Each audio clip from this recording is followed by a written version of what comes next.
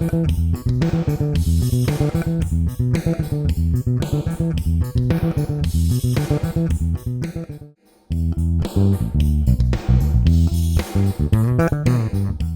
this is Dan here. I hope you're doing well today. In this lesson, I'm going to teach you Come On Girl by Red Hot Chili Peppers, Flea's amazing bass line. Now, if you're not a Chili Peppers fan or a Flea fan, there's lots in here for you. I'm going to show you the section at the end where you can rock out. I'll show you how to, add some of these types of fills in. The bass line itself is quite intricate, really, really good for technique. And the other thing is this, I'm going to show you how to learn this without tab. Don't be scared off by that. I'm going to show you some musical things that you need to know. Let's go straight into the first bass line, which slowed down as this.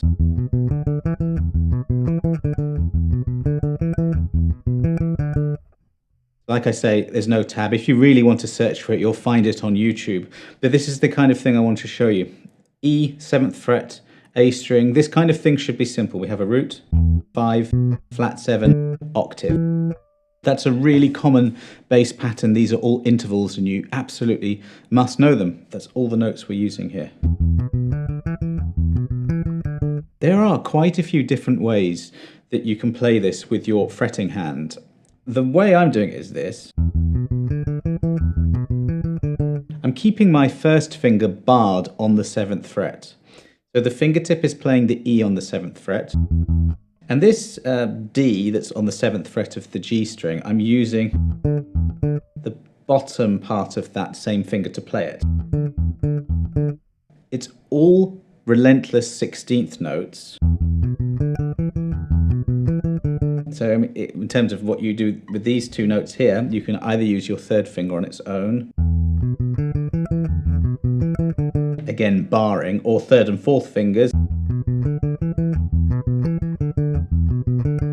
What I'm saying is that you're probably going to find a way that resonates with you that you can do. So find that. In terms of plucking, there's no really other way to do it than alternate plucking all the way. Start with your index. I'll show you the notes as we go. So it's the E to the B. That's root to 5. Talking in that way is really helpful if you understand these intervals and where they are, because you can find it, root 5. It's that pattern always. Flat 7 is the D. 2 notes every time. Then to the octave, the E. That's the first bit of the bass line, and then the next bit is almost the same, but the last 2 notes reversed. E to B, 2 each time. E to D. So it's E, B, D, E, E, B, E, D. Now at this speed, slowed down, I can maybe move that first finger, but at faster speeds I can't. Especially at the end here. Because I have to get from there in the next 16th note back to the E. So that's why I'm suggesting perhaps looking into using that first finger. I suppose you could also do this. Use your first and second. A little unorthodox, but you can do it.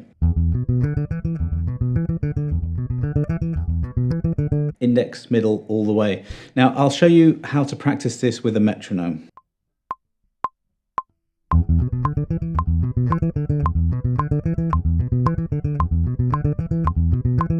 That's 112 beats per minute. And those are the 16th notes. If that's too fast, slow it down or do this.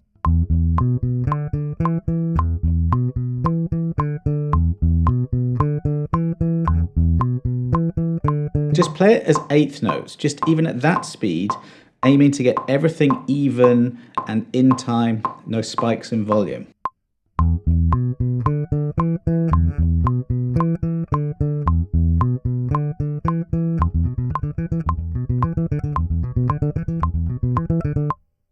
It's probably boring to watch and boring to listen, but that is part of practice that you can't get away from.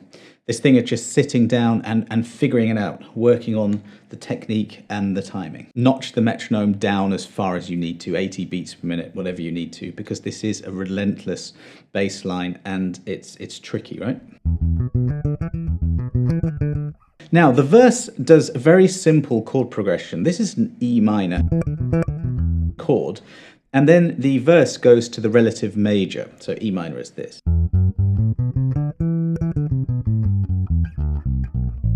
If you start on G with those same notes, you get G major. That's the G major scale. The chord progression for this verse could not be simpler.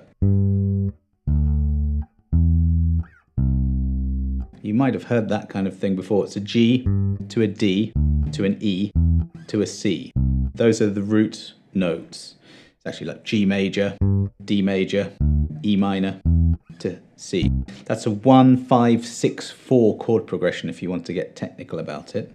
The bass line uses the roots and then the fifths. So all you do is you learn that pattern. Wherever your root note is, you go 2 frets up, 1 string higher down towards the floor, and that's the bass line. 4/16 on the root, then 2 on the fifth, 2 on the root.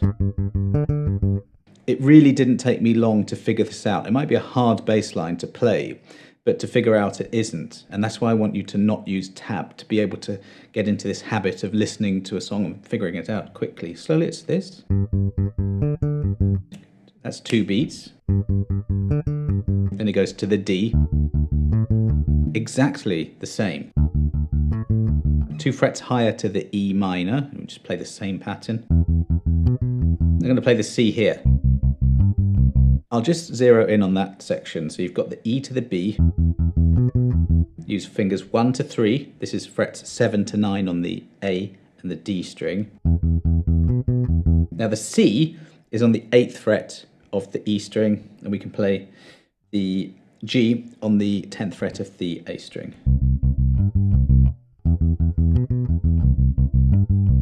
Now, apart from having to shift to different strings there, it's the same pattern. And it's good to play it there, I think, because then we're back into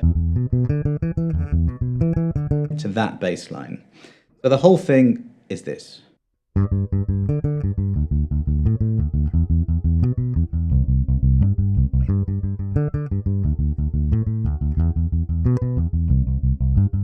Sometimes I'll use fingers 1 and 3, sometimes 1 and 4, whatever. It's about getting the next note prepared before you need it. So I need to go to a D now. So I sometimes will do this. I've got that crease there, I'm playing the G, 5th fret, D string. And all I have to do is just roll the finger. But of course you can also just get there quickly. Just shift it. It's up to you. It's different ways to do the same thing. Shift here. And there. Even without a metronome and even playing it slower, that's a nice little challenge.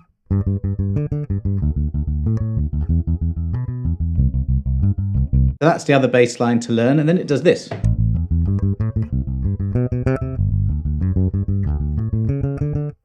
Very similar to that bass line, he's outlining notes of the chords, wider notes of the chord. So it's an A minor, and it's the same pattern actually as before. Root, 5, flat 7, octave. That's the 2 chord in the key of G. Okay, and again it's that thing of 2/16 on every one of those notes. Then we go to C, this is the 4 chord, it's major 7th. So we have a root, a 5, a major 7th, and an octave. A major 7th and an octave are right next door to each other. We go back to the A. A minor 7th and an octave are 2 frets apart. Okay, you need to know those absolutely off by heart in terms of a pattern and in terms of a sound. Then it goes to G major 7, that's the 1 chord, same as the C. Now D is the 5 chord. It should, in inverted commas, be root, 5, flat 7, octave. Flea does. He puts a major 7th in there. Shouldn't work, does work. Let's go with it.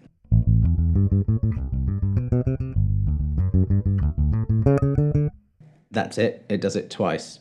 So again, the tab thing. I know a lot of people are going to be screaming, I want the tab for this. You've got to wean yourself off tab. You find connections much more easily if you do this. You can see that there's the A. Well, look. Little trick if you're learning this for a gig or something. That's the scale. Bass lines are made from chords that come from a scale and intervals and notes that come from a scale. Just learn it. There's the 2. The G is the 1, 2 is A. Then the 4, then the 1, then the 5. A really common outlining of songs there. With the wider notes. These are notes that are pretty standard. They come from the notes of this key. Then the second time round, it goes to a B before going into a rocky section. So it's this slowed down, the A minor 7.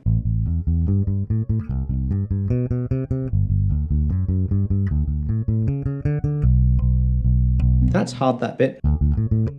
You're playing 2 16th notes up here on the G string, 7th fret, before having to then play the next 16th note on the E string. So slow it down. You could use your second finger for that, first finger. So I'm twisting my hand around to get that note. There's no way around this. This is a big jump. Index, middle, and then I've got to be all the way here. It's that kind of thing you need to really zero in on that section and just slow it down and then speed it up. You know, I might do things like that. Slow it first because I need to go from fret 7 on the G to fret 7 on the E, the D to the B, right? 2 notes at the top and then that one. So index, middle, index. So I'll just figure that out. Slow it down. There's no way around it. When you pluck the middle finger, this index has got to be traveling already. These are the mechanics that you need to figure out yourself. This is a B minor chord. But he doesn't do any of that, he just plays the root note, which is the perfect thing to do. Then we get into the rocky section, the chorus.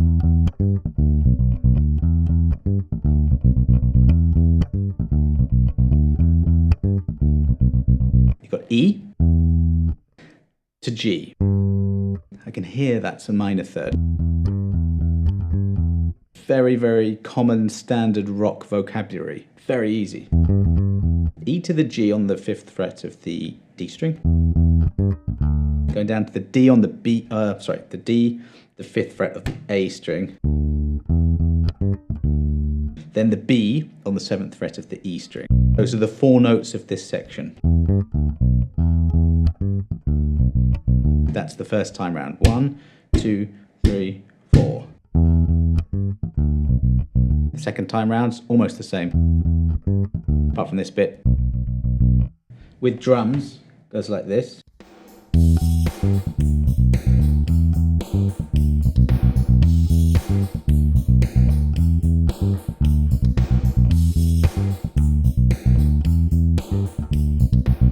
Again, fingering wise, 3, 1, 1, 3, or 4. It doesn't really matter. You don't have to be so precise with this. That you certainly are going to need alternate plucking for that bit.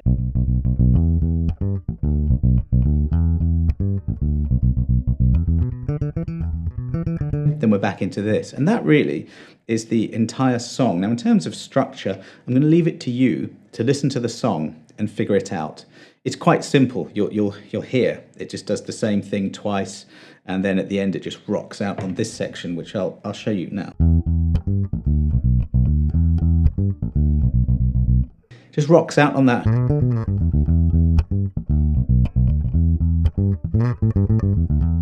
It would be useful for you to know this. So we're in the key of G major in the verses.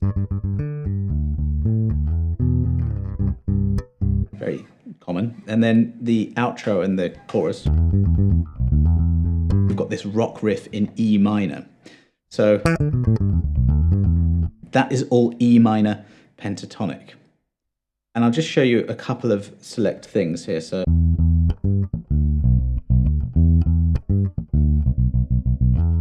right in this hand position here, we've got frets 5 and 7 contain notes of that scale. We have different shapes we can learn. That would be the one that is right there if you have your first finger on the 7th fret of the A string. If you're in the position I was in before, it would be that. So, you know, automatically we have these notes up the octave, right? It's the same notes, very simple.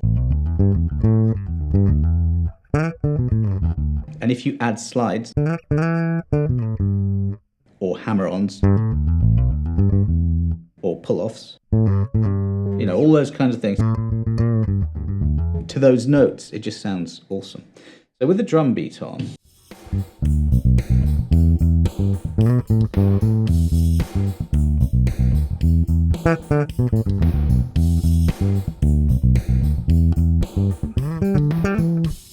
that,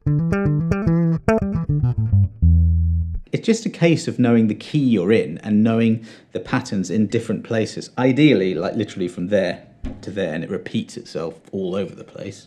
Here, that's the same with those two notes here. And it's just, you know, you listen to Flea from his early days, all this kind of stuff I learned from him.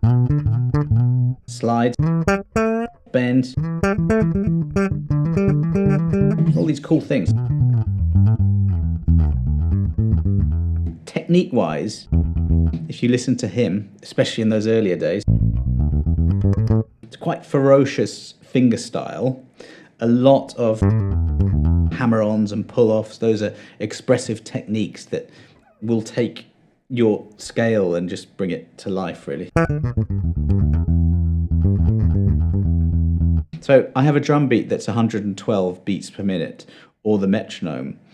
Those two things are going to, or the third thing actually would be playing to the original. Those three things will bring you up to speed. There's no point playing any of this stuff if it's not in time. I would class this as a difficult bass line. I really would. So for many people watching, it might be a bit too difficult, but that's no reason not to aim for it. You just need to maybe not play to the original yet. Don't get too despondent. You just have to start somewhere, right? So just, you know, slower. A few things to think about. You've got the relentless plucking and what fingers you're going to be using. I want to be as efficient as possible. That's why I'm suggesting, you know, the barring thing there, maybe some rolling here. This is way faster than it is. I like to do that sometimes because then when you go to the original, play along to it, it's actually, you know, more manageable. Then it's just a case of being steady and in time. Someone suggested this bass line a few weeks ago, and I thought, yeah, that will be a great lesson. If you've got any suggestions like this, let me know. Nothing too obscure because I can't do it if it's really, really niche. But something like this is great, and I love breaking bass lines down like this. And I love not including tab. I love telling you, you know, this is a fifth, it's a 1, 5, 6, 4 chord progression, you know, stuff like that. If all of that is alien to you, I have courses that go into this in much more depth, like a music theory course. But you need to know that, you know, intervals, scales, keys, all of that stuff. Anyway, I'll stop blabbering. Thanks a lot for watching. See you on the next lesson.